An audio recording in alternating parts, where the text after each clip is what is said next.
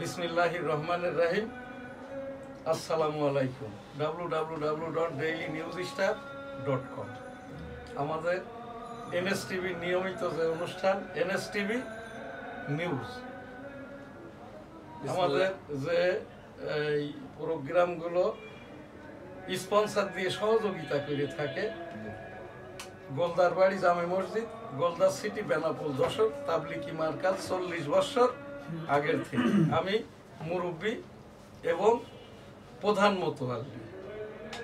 এই গোলদার সিটি জামে মসজিদ ছাড়াও যে সকল প্রতিষ্ঠানগুলো বিজ্ঞাপন দিয়ে সহযোগিতা করে থাকে, Goldar city market, Goldar city যেটা আবাসিক এলাকা, Goldar city market, Motijheel, Arambagh, Dhaka, hotel Benapole আবাসিক, গ্রাজুয়েট ইন্টারন্যাশনাল, সিয়ান রিপ্রেজেন্ট, সারা বাংলাদেশের 11টি স্টেশনের 12টি পোস্টে আমাদের এই ব্যবসা, যেটা ঢাকাস্থ air freight unit, ICD Pangaon, ICT Pangaon, ICD Kamalapur, Chattogram sea, Teknaf, Akhaura, Benapole custom house, Burimari, Biral, Hili, এগুলো হইল রংপুর কমিশনারেট, এবং সোনা মসজিদ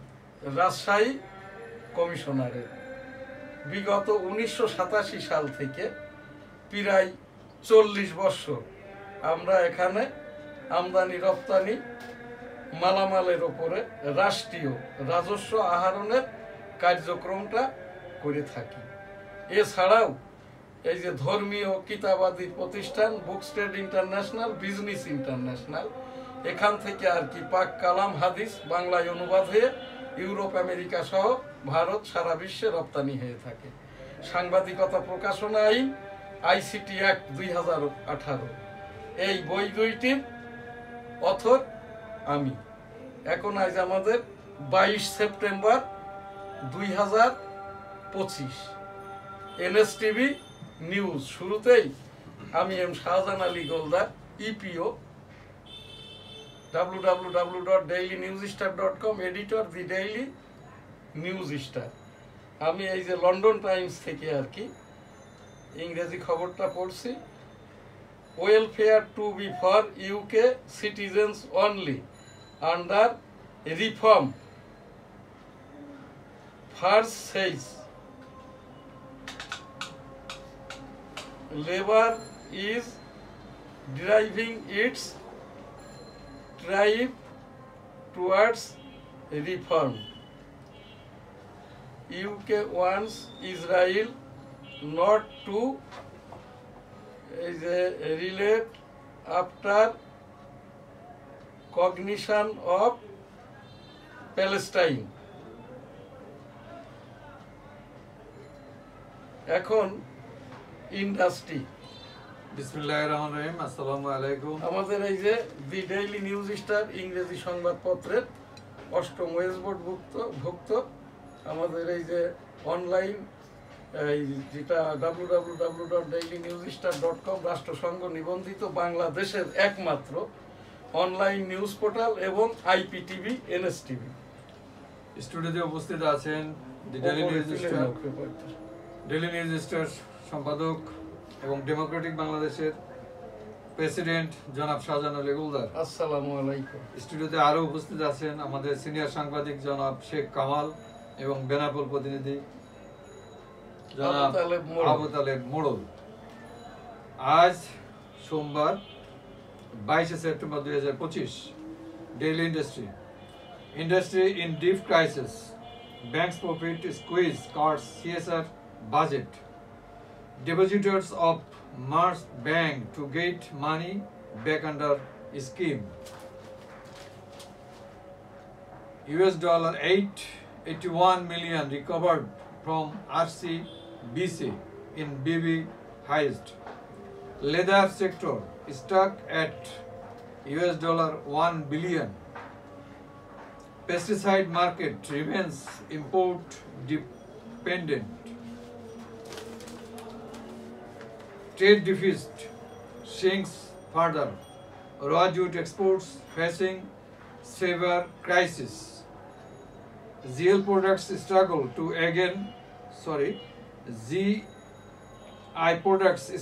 to gain global market recognition.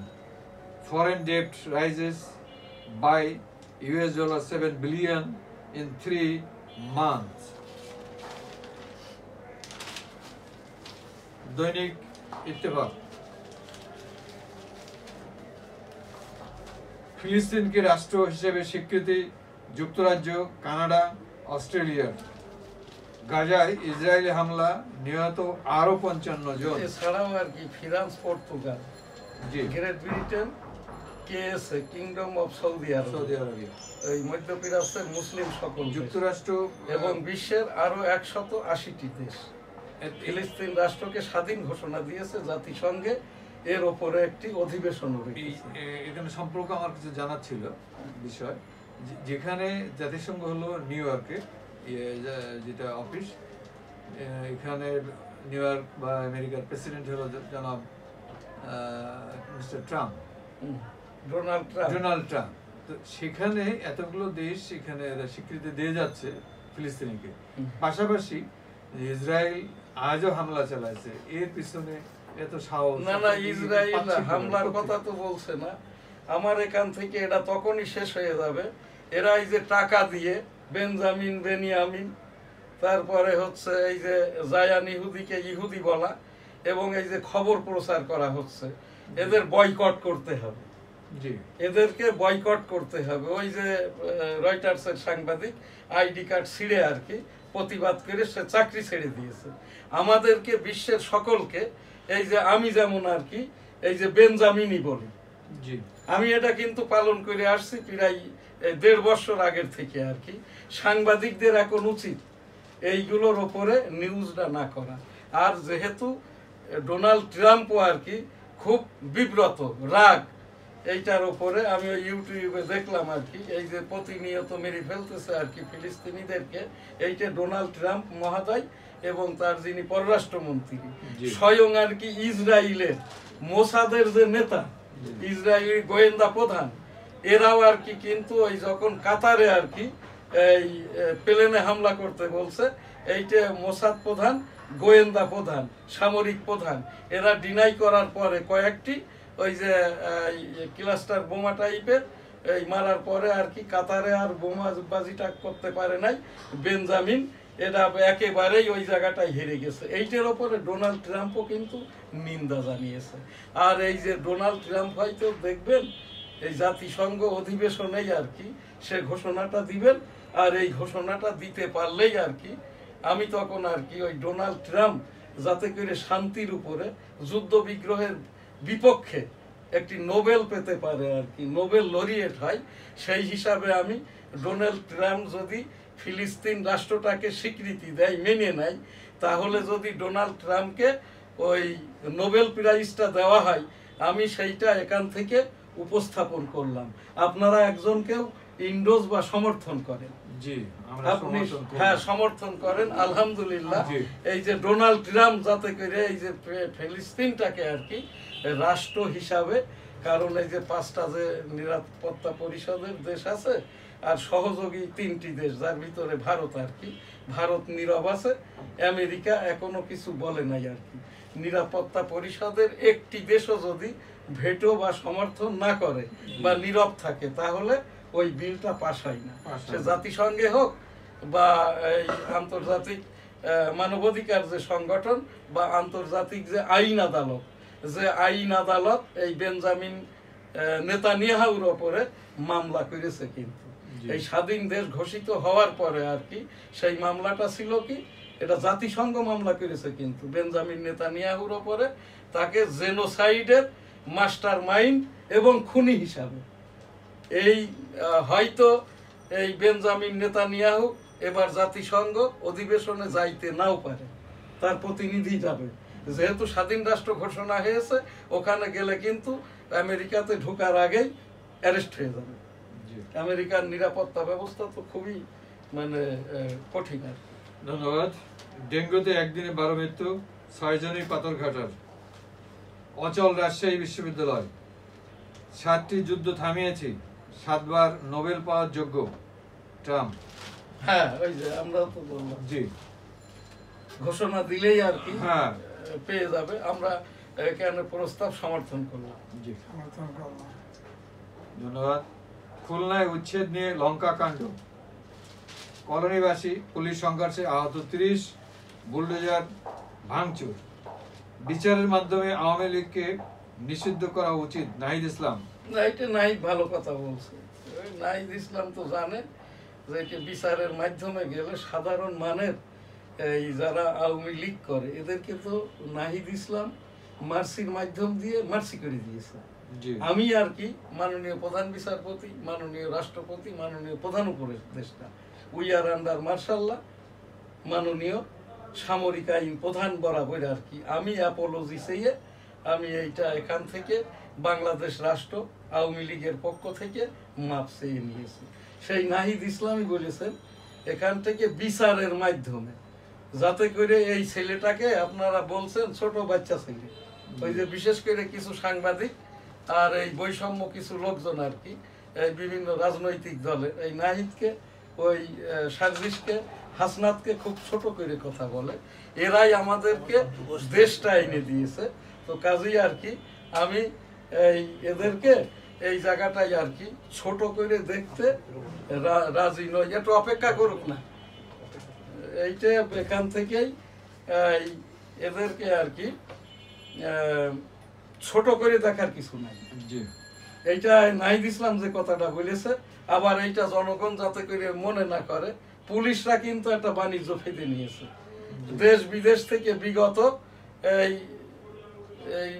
আপনার বাংলাদেশের বিভিন্ন থানা, উপজেলা, ইউনিয়ন, গ্রাম পর্যায় পর্যন্ত বিগত 15 দিনের ভিতরে আওয়ামী লীগের নেতা কর্মী দিয়ে কয়েক হাজার আর কি ওই যে বিনা ওয়ারেন্টে বিনা মামলায় এমনি আর কি ওই যেটাকে বলে 420 মামলা দিয়ে এই যে রাজনৈতিক ভাবে এদেরকে কারো কারো ধরে নিয়ে যাচ্ছে, টাকা পয়সা নিয়ে ছেড়ে দিচ্ছে। পুলিশরা এই বাণিজ্যটা করছে। এই নাহিদ ইসলামের এই কথাটার উপরে পুলিশের বাণিজ্য কিন্তু শেষ হয়ে গেল ইতিমধ্যে। তো এই নাহিদ ইসলামের কথাই আর কি মবটা এখন আর নাই। ওই যে যেটা মিথ্যাচার করলো সার্জিসনাকে, ওই যেটা উপদেষ্টা এখন আছে না আরেকজন মাহফুজ আলম বাদে, ওই উপদেষ্টার কি স্থানীয় সরকারের এই কামাল ভাই, কি উপদেষ্টার নাম কি, আসিফ মাহমুদ সজীব ভইয়া, এর নামে যে 400 কোটি টাকা, এটা মিথ্যাচার।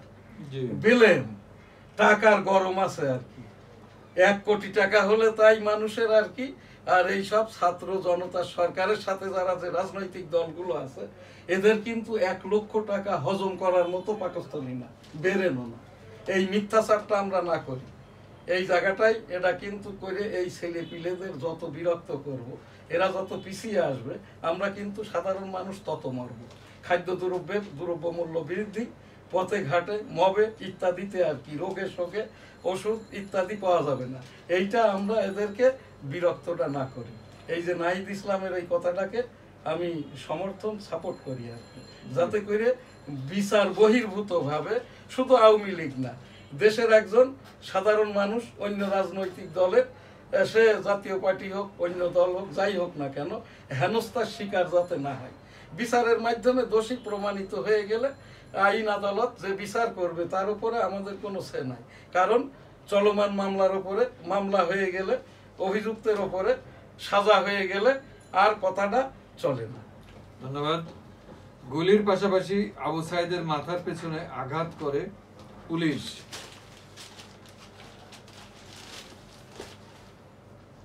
জলবায়ু পরিবর্তনের ঝুঁকি মোকাবেলায় প্রয়োজন $117 বিলিয়ন, পরিবেশ উপদেষ্টা। রাত 10টার পরও মেট্রো রেল চালানোর পরিবেশ উপদেষ্টা ওই কক্সবাজারটা বেছে দিয়ে মহিষপান ছেড়ে দিয়ে ওই কমিশনেও কি তুষ্ট হতে পারেন নাই নাকি? মনে তো হচ্ছে তাই। হ্যাঁ, আমাদের এই দেশের জনগণ যেরকম, সাংবাদিকরা ওই রকম। জি, শান্তিরক্ষক মিশনের মাধ্যমে বিশ্ব শান্তিতে অবদান রাখছে বাংলাদেশ। 2 সেনা কর্মকর্তাকে রাষ্ট্রদূত পদে নিয়োগ। বিতর্কিত মন্তব্যে মুফতি আমির হামজাকে সতর্ক করলো জামাত, ক্ষমা প্রার্থনা। আদালতের নির্দেশের পর উত্তোলন হয় এই যে মরদেহ। আমির হামজা, জি, ওইদিকে হচ্ছে এই ফরহাদ মজাহার, যাকে তার বন্ধুরাই বলে ফজা, পরজীবী। আর এইদিকে হচ্ছে আর একজন যে পালিয়ে আছে আর কি নিজের অপকর্মের জন্য, ওই এটিএন এর এক সময় আর কি প্রোগ্রাম করতো আর কি, এই যে আমি নামটা ভুলে যাচ্ছি আর কি। তো এরা যে কি সুন্দর মিথ্যা কথা বলে পাক কালাম হাদিসের ওপরে। এই এরা কি বলছে যে এনায়েতুল্লাহ আব্বাসীকে বলছে উনি যাকে তাকে কাফের বলতো, এখন এই কাফের বলাটা বন্ধ করেছে আর কি। তো যাই হোক, এ জায়গায় আমার কথা না। আমরা পাক কালাম হাদিস, আল্লাহওয়ালা, আলেম উলামা, পীর মাশায়েখ এদেরকে নিয়ে গীবত শিকায়েত না করি। আস্তাগফিরুল্লাহ, আমিন। আমাদের শেষ একটা হেডিং আছে, শেষ একটা হেডিং শেষ করছি, সাংবাদিকতার বড় চ্যালেঞ্জ মিথ্যার সঙ্গে লড়াই করা। এই ছিল আমার কাছে। হ্যাঁ, সাংবাদিকতার বড় চ্যালেঞ্জই বটে। সাংবাদিক তো এখন নাই। এইটা আমরা এখান থেকে যে প্রোগ্রামগুলো করি অথেন্টিক সাংবাদিকতা আইন সংবাদপত্র থেকে আর কি। এখন আমাদের যেটা এই বাংলাদেশের মসজিদ ভিত্তিক জাতীয় নিউজ এনএসটিভির সম্পাদক হিসাবে অভিযোগ সহ উপস্থাপন। কাকরাইল মার্কাজে নিয়মতান্ত্রিক নিয়মিত খতিব পেশিমাম নাই। 2.5 খণ্ড করেছিল তাবলিগ, আধা খণ্ড হচ্ছে মামুনুল রেজাউল, আর একটা হইল মাওলানা সাদ ইন্ডিয়ায়, উনি আর আসবেন না। মাওলানা জুবাইর 80 বছর বয়সে তাবলিকি মার্কাজ কাকরাইল সহ টঙ্গী সহ বাংলাদেশের মুরব্বী থেকে ইন্টারন্যাশনাল পাবলিক মুরব্বী হতে স্বেচ্ছায় 80 বছর বয়সে অবসরে গেছেন। হয়তো জুবাইর মহোদয় বুঝতে পেরেছেন আর কি, তাকে নিয়ে সে নিজে, জুবাইর মহোদয় নিজে গীবত করেছে, আমি আজও দেখি নাই। এই যে গ্রুপালা যারা আর কি, আলেম উলামা নয়, আল্লাহওয়ালা নয়, পীর মাশায়েখ নয়, এরাই জুবাইর মাওলানা সাহেবের নাম দিয়ে আর কি, উনি একজন আল্লাহওয়ালা মানুষ, মাওলানা জুবাইর মহোদয় যখন জানতে পেরেছেন তখনই আর কি 80 বছর বয়সে স্বেচ্ছায় নিজে এইটা অবসরে গেছে, যে আমি এটার মধ্যে আর নাই। ভালো কাজ করছে না? এই জায়গাটাই ওই মুরব্বীর জন্য আমরা এখান থেকে আস্তাগফিরুল্লাহ রাব্বুল আলামিন, এই যে জুবাইর মাওলানা জুবাইর মহোদয় সহ এইরকম যারা আলেম উলামা, তাদেরকে তাদের সকল রোগ শোক থেকে সেবা দান করুন, সুস্থতা দান করুন। এবং আর কি এই যে একটা তাবলিগের জন্য ভালো কাজ করছে, এই জায়গায় কিন্তু তাবলিগের আর বৈষম্য নাই। 2026-এর একক তাবলিগ হবে, সেই জায়গাটাই আর কি ইসলামিক ফাউন্ডেশন থেকে একজন আর কি তাবলিগি মুরব্বী পেশ ইমাম খতিব নিয়োগ দেওয়া হোক। আস্তাগফিরুল্লাহ, আমিন। বাইতুল মুকাররম পূর্ব গেটটি এখনো খুলে দেওয়া হয়নি। স্থায়ী খতিব এখনো আমরা বাইতুল মুকাররম জাতীয় মসজিদে পাইনি। হাফিজিহুল্লাহ, এই যে মাওলানা কি বলে আব্দুল মালেক, শেষ যিনি ছিলেন, তার আগের যিনি আর কি এই প্রফেসর সালাউদ্দিন, তারও আগে ছিলেন মাওলানা মুফতি নুরুদ্দিন, তারও আগে ছিলেন মাওলানা মুফতি হাফেজ এই যে উবাইদুল হক। বাইতুল মুকাররমের খতিব হওয়ার এই যোগ্যতাটা হচ্ছে উবাইদুল হক হুজুরের মতো, তাহলেই অবিতর্কিত হবে। এই যে হাফিজিহুল্লাহ আব্দুল মালেক, হাফিজিহুল্লাহ তারাই, আপনারা কি জানেন হাফিজিহুল্লাহ কি শিক্ষাগত যোগ্যতা না প্রতিষ্ঠান জানা আছে? না, ওনার তো কোনো এইটা আমি যেটা গুগল থেকে পড়ে জেনেছি আর কি, সৌদি আরব থেকে আর কি, যেখানকার কথা বলা হয় আর কি, যারা প্রতিষ্ঠানগতভাবে, যেমন আল কোরআন বিশ্ববিদ্যালয় এটা মক্কাতে, তার মদিনা ইউনিভার্সিটি এটা মদিনাতে, আমাদের এখানে ঢাকা বিশ্ববিদ্যালয়, তারপর ঢাকা আলিয়া মাদ্রাসা, বেফাকুল মাদারেসিল আরাবিয়া বাংলাদেশ, যাত্রাবাড়িতে এক সময় বোর্ডটা ছিল। তো এখান থেকে যারা পাশ করা মুফতি বা ওই যে দাওরা হাদিসের ওপরে মাওলানা, এরাই হচ্ছেন আর কি অরিজিনালি ইসলামিক লাইনের, এই যে তাদেরকে আলেম বলা হয়, মাওলানা বলা হয়। এই আর মৌলবী হচ্ছে আলিম পর্যন্ত পাশ করা যারা, হাফেজ সাহেব তো পাক কালাম পাশ করা। ইনাদের থেকে যারা দীর্ঘদিন এই যে বক্তৃতা, মসলা, মাসাইল ইত্যাদি আর কি শোনে, তারাই হচ্ছেন এরা একটা টাইটেল দিয়েছে বাংলাদেশের এই যে ইসলামিক ফাউন্ডেশনের মহাপরিচালক এবং ধর্ম উপদেষ্টা খালিদ হোসেন সাহেব হাফিজি হুল্লা। হাফিজি হুল্লারা কোনো রিকগনাইজ প্রতিষ্ঠানের পাশ করা কোনো মাওলানা মুফতি নন। আমার এখান থেকে উপস্থাপনা, সে তার ডিগ্রি না থাক, স্থায়ীভাবে নিয়োগ দেওয়া হোক। স্থায়ীভাবে এই যে বাইতুল মুকাররমে এখন কোনো খতিব বা পেশিমাম নাই। মুসল্লিদের পক্ষ থেকে আমার এই সাংবাদিকদের সংবাদ থেকে আমি নিজেও একজন মুসল্লি, সেই হিসেবে আমার এখান থেকে আমাদের কোনো গীবত শিকায়েত নয়। বাইতুল মুকাররম একজন নিয়মতান্ত্রিক নিয়মিত খতিব নিযুক্তি দেওয়া হোক, যার কস্টিউম বা লেবাসটা হবে আল্লাহর ঘর পবিত্র কাবা শরীফের জুমার নামাজের খতিব যেভাবে নামাজটা পড়া, পায়জামা, পাঞ্জাবি, জুব্বা, টুপি, পাগড়ি, রুমাল, আশা বা লাঠি, 52 নির্ধারিত খুতবা থেকে খুতবা পাঠ করা, ওই নির্ধারিত খুতবারই সানি বয়ানে বয়ান করা এবং সানি দুয়াতে দুয়াটা করা। এইটাই আমার এখান থেকে উপস্থাপনা। আমি এইগুলো এত কেন বলছি, আমি একজন 34 বৎসর পীর মুরিদি করা, 43 বৎসর আমার রমজানের রোজা ফৌত হয়নি, আমার মাথায় বাঁধা যে পাকড়িটা এটা আমার কাফন, 43 বৎসর আমি মৌতি হালতে থাকি। আমার পীর সাহেব হুজুর মারা যাওয়ার পরে মরহুম সৈয়দ মাওলানা এই যে শামসুর রহমান সাহেব আমার একটা দায়িত্ব দিয়ে গেছেন আর কি, ইস্তেগফার, দরুদ, আল্লাহ আল্লাহ জিকির, ফাতিহার দোয়াটা করার জন্য আর কি। সেইটাই আর কি আমি এখান থেকে আমার এই যে যাতে করে বাইতুল মুকাররম কাতরাইলে নিয়মিত খতিব হয়, রাব্বুল আলামিন আমাদের এই দোয়াকে, আমাদের এই চাওয়াকে, আস্তাগফিরুল্লাহ, আমরা সবাই গুনাহগার। বিশ্বের এই যে 800 কোটি মুসলমান, এই 800 কোটি মানবতা, 200 কোটি মুসলমান, 800 কোটির মধ্য থেকে 200 বাদ দিলে 600 কোটি, 600 কোটির মধ্য থেকে প্রতিদিন 65,000 করে এই যে মুসলমান হচ্ছে, যে কারণে হাদিসে আছে তোমরা একে অপরকে কাফের বা ফাসেক বলিও না।